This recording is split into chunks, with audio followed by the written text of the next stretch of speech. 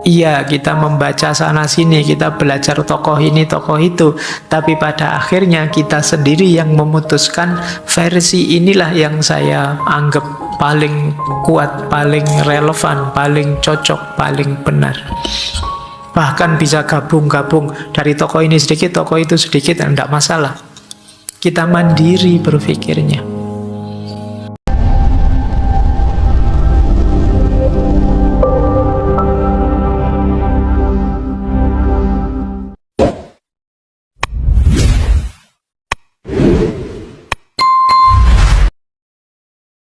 Assalamualaikum warahmatullahi wabarakatuh.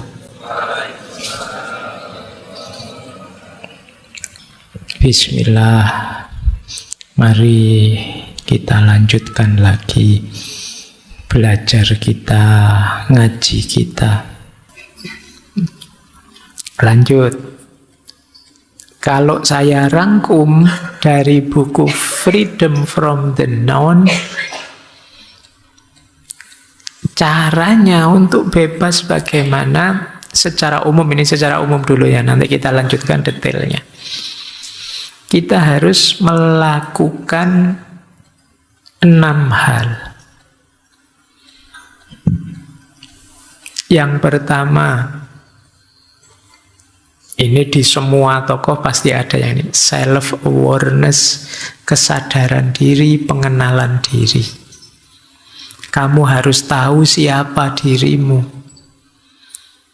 apa tipemu, orang yang bagaimana kamu, sehingga kamu tidak asal memasukkan segala pengetahuan dalam dirimu.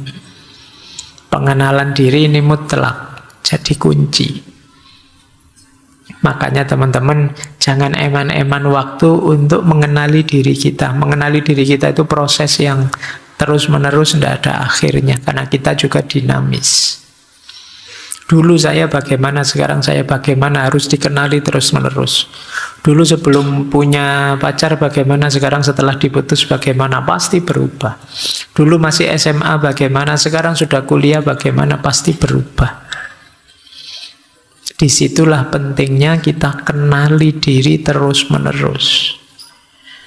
Kalau tidak percaya, kamu lihat foto lama, video lama, atau buku agenda lamamu. Coba kamu buka hari ini, kamu mesti ketawa-ketawa, kamu mesti mungkin ada malunya, ada cringe-nya, ada kok gini ya saya, kok gitu ya saya. Pasti kenapa? Sekarang kamu sudah berubah, kamu bukan yang dulu lagi. Tulisan yang kamu anggap, wah ini puisi saya indah sekali ya, begitu kamu baca sekarang, ada saya kok nulis kayak gini ya dulu.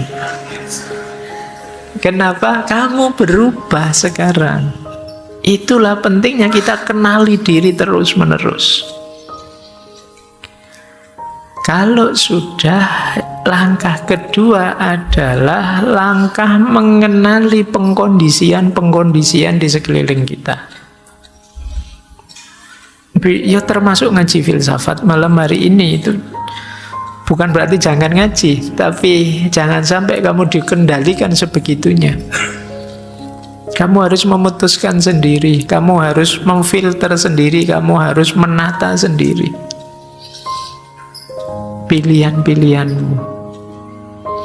Ya dulu kamu kecil dikondisikan terus oleh orang tuamu, masyarakatmu, lingkunganmu. Sekarang kamu sudah dewasa, bisa memutuskan sendiri, berpikir sendiri.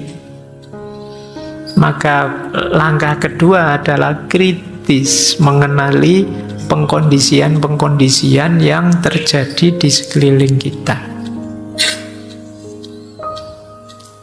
Kemudian yang ketiga, menghindari atau melepaskan keterikatan. Jadi keterikatan itu sesuatu atau seseorang yang kita merasa tidak bisa lepas darinya, bahkan hidup kita gantungkan sepenuhnya padanya atau pada sesuatu itu. Itu namanya keterikatan. Jadi lepaskan itu semua. keterikatan itu. Bukan berarti kalau begitu tidak berhubungan dengan orang lain, ya tetap berhubungan, tapi berhubungan yang kreatif, produktif, bukan hubungan yang jenisnya ketergantungan. Ada dirimu bisa bantu aku, alhamdulillah, yuk kita kerjasama biar pekerjaan cepat selesai. Tapi tidak ada dirimu pun aku sanggup menyelesaikannya. Ini mandiri namanya. Jadi kalau tidak ada kamu masih ada yang lain kok, ngapain terlalu terikat ke kamu, itu juga namanya mandiri. Jadi tidak terikat pada satu orang, satu lembaga, sesuatu atau apapun. Ini kuncinya untuk freedom from the known, karena keterikatan itu akan jadi beban yang paling berat di kepalamu. Kalau sudah yang keempat, mari latihan. Ini sering kita pakai istilah mindful. Kita pahami, kita perhatikan, kita serap tapi tanpa menghakimi. Kita serap tapi tanpa menghakimi. Ini latihan menikmati momen. Yang sering jadi masalah itu kan penghakimannya. Di penghakiman itu contohnya gini, ternyata yang dapat jatah minuman hanya 100 gelas toh misalnya. Kalau bisa kalian titik di situ. Di ngaji filsafat itu hanya 100 gelas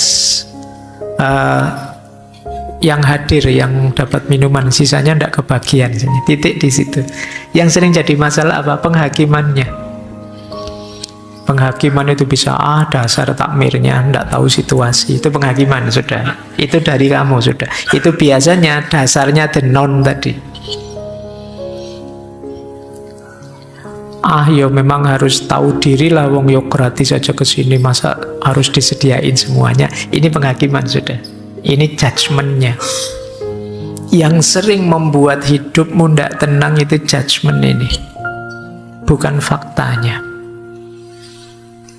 Fakta bahwa kamu tidak lulus kuliah itu titik, selesai. Tapi begitu kamu lanjutkan dengan penghakiman, masalah besar muncul.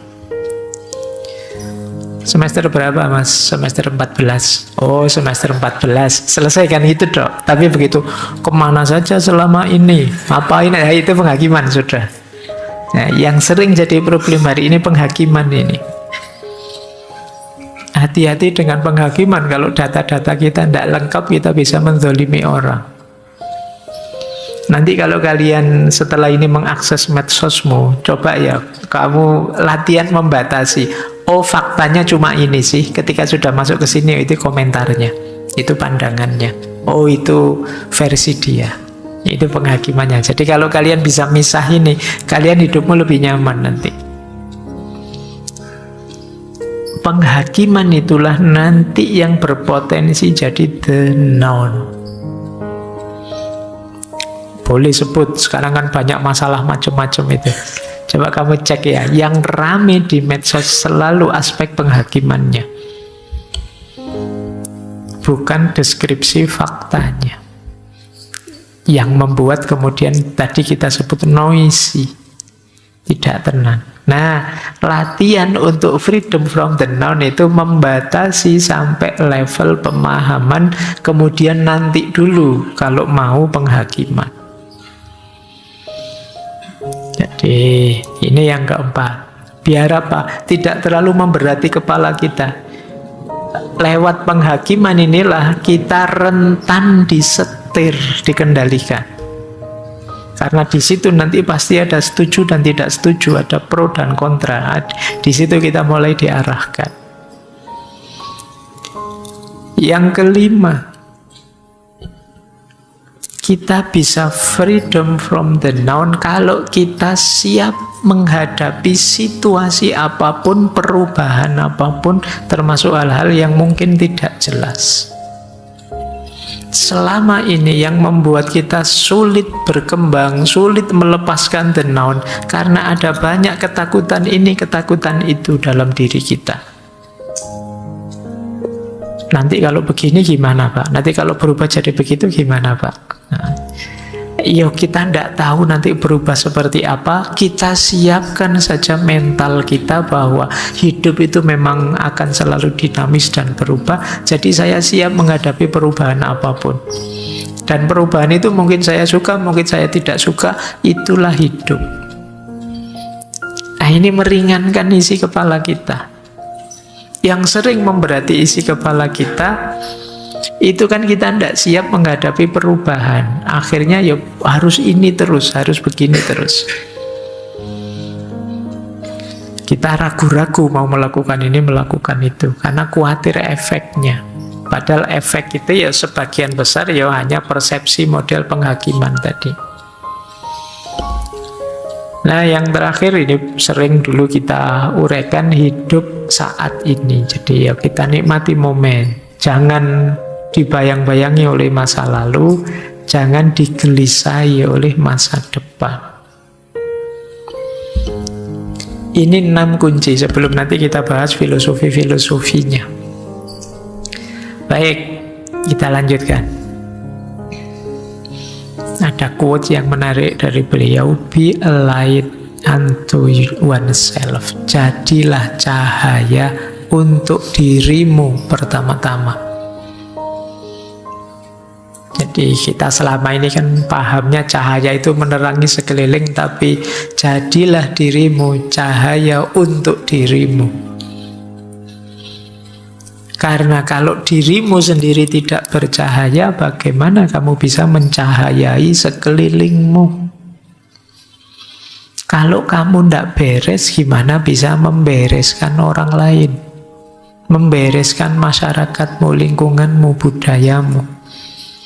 Untuk bisa kamu sendiri bercahaya, kan tidak mungkin dengan cara mengambil cahayanya orang lain. Kamu sendiri yang harus berpikir, kamu sendiri yang harus merenung, kamu sendiri yang harus melihat apa yang bisa diberikan ke masyarakat di sekelilingmu. Apa maksudnya be a light unto oneself itu? Jadi cahaya untuk dirimu itu yang pertama tadi, kesadaran diri. Paham siapa aku, apa kelebihan, apa kekuranganku, sehingga kita bisa mengelola diri kita secara lebih optimal. Yang kedua, mandiri dalam pengetahuan. Iya, kita membaca sana-sini, kita belajar tokoh ini, tokoh itu, tapi pada akhirnya kita sendiri yang memutuskan versi inilah yang saya anggap paling kuat, paling relevan, paling cocok, paling benar. Bahkan bisa gabung-gabung dari tokoh ini sedikit, tokoh itu sedikit, tidak masalah. Kita mandiri berpikirnya. Ada pertanyaan yang sulit saya jawab itu kalau ada yang tanya, Pak, dari sekian banyak filosof yang paling disukai Pak Faiz yang mana? Itu pertanyaan saya jawabnya susah, karena saya tidak bermodel terus mengidolakan satu tokoh terus segala yang dari tokoh itu saya ambil. Saya sering modelnya agak eklektik. Oh, kalau dari tokoh ini saya suka ininya, kalau dari tokoh itu saya suka itunya. Saya lebih begitu. Jadi tidak ada satu filosof yang saya idealkan sedemikian rupa terus mati-matian saya memfollow dia, tidak begitu. Jadi rumusan eklektik ini kan berarti saya milihnya sesuai kepentinganku, sesuai sudut pandangku. Ini salah satu ilustrasi ya kalau teman-teman ingin mandiri dalam pengetahuan. Kita jadi cahaya sendiri sekarang. Dan yang ketiga, tentu saja penerangan dari dalam. Jadi kita jadi cahaya untuk diri kita itu jangan dibayangkan cahaya dari luar yang masuk. Kita sudah cahaya sebelumnya, tinggal kita buka diri kita, kita jernihkan pikiran kita bersihkan hati kita, maka kita sudah cahaya, akan memancar cahaya keluar dari diri kita. Kebaikan-kebaikan, kebenaran-kebenaran akan keluar dari diri kita. Itulah yang dimaksud cahaya dari dalam diri keluar. Jadi bukan mengandalkan cahaya dari luar untuk kita pantulkan lagi, Tapi kitalah hakikatnya cahaya itu untuk kita terangi sekeliling kita. Ya dengan kebenaran kita, dengan kebaikan kita, dengan keindahan perilaku kita, disitulah kita jadi cahaya keluar setelah sebelumnya kita jadi cahaya untuk diri kita sendiri. Baik, kita lanjutkan.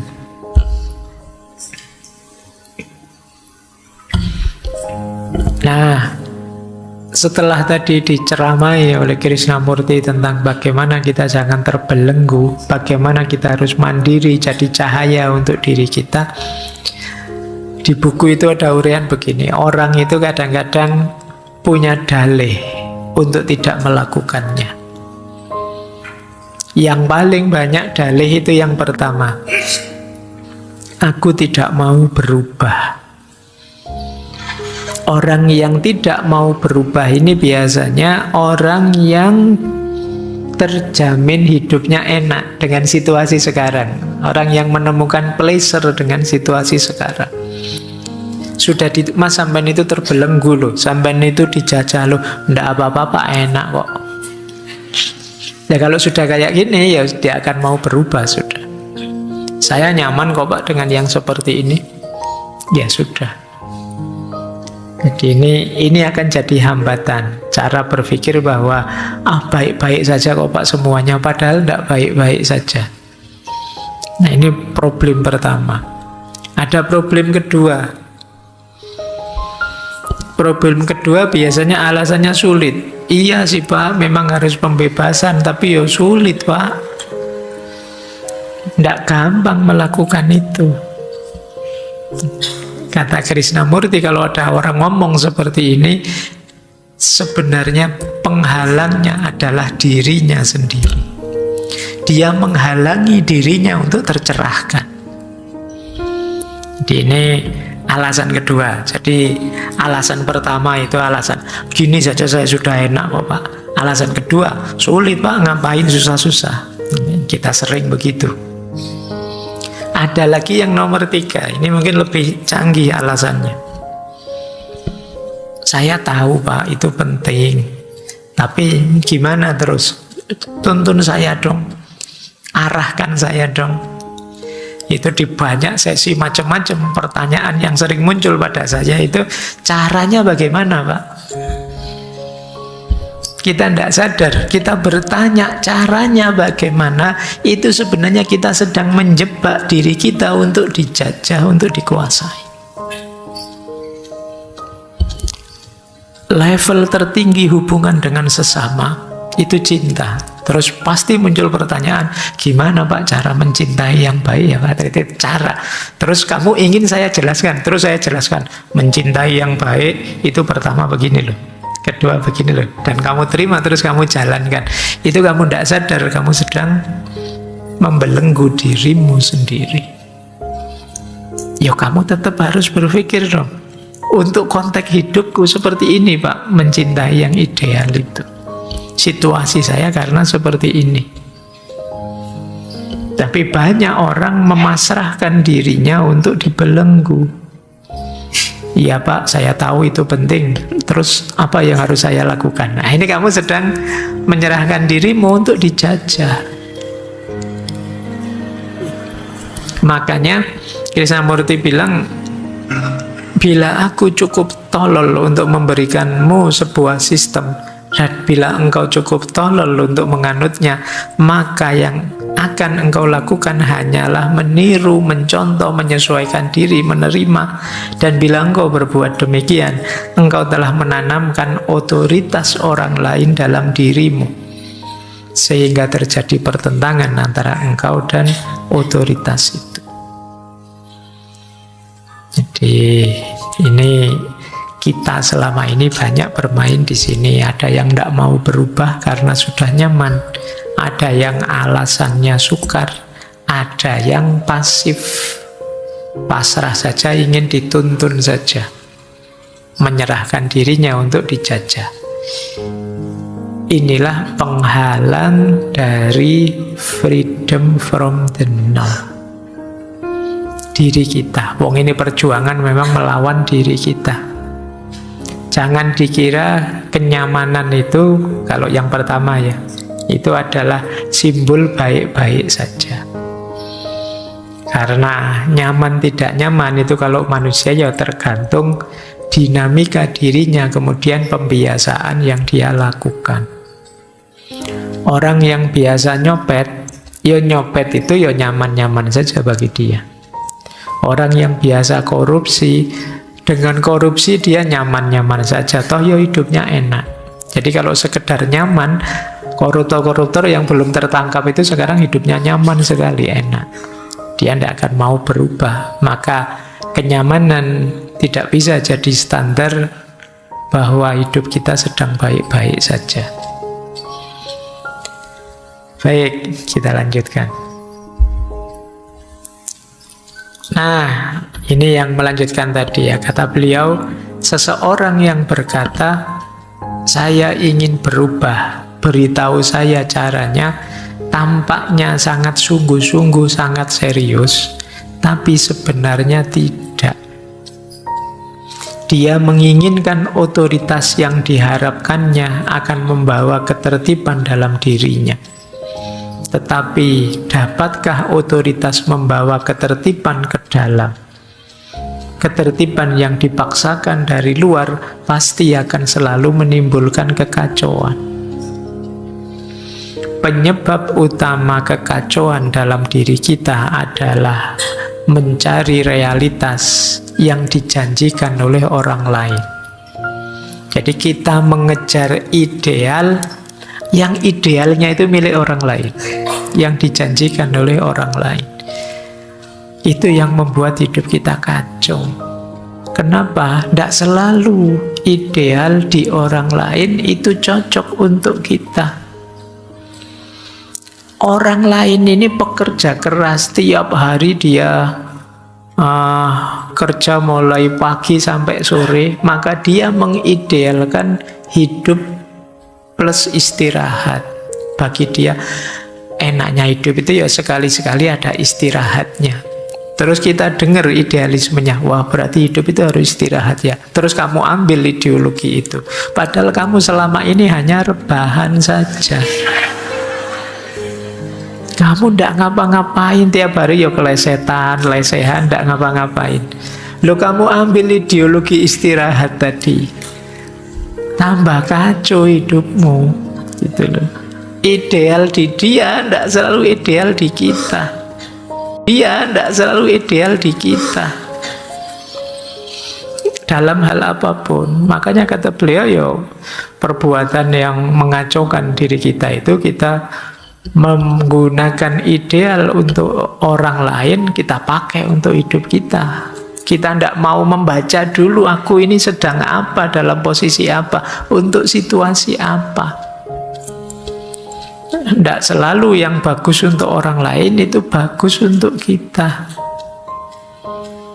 Nah, kita kan sering begitu, nonton artis, bagus ya pakai baju begitu, besok kamu cari-cari beli baju begitu. Begitu dipakai, kok kebalikannya, kelihatannya jadi tidak sama. Kalau dipakai artisnya kok bagus, saya yang pakai kok kacau malah jadi. Ya karena dia beda dengan dirimu. Gitu lah. Baik, saya punya teman itu yang zaman mahasiswa, dia ingin sekali punya brewokan, punya jenggot banyak itu. Nah, satu ketika dia beli obat itu, tapi begitu tebal sekali brewokannya, dia malah takut sendiri. Ternyata tidak sama ya, saya lihat di film-film di anu itu bagus ya, kok saya yang pakai tidak bagus ya.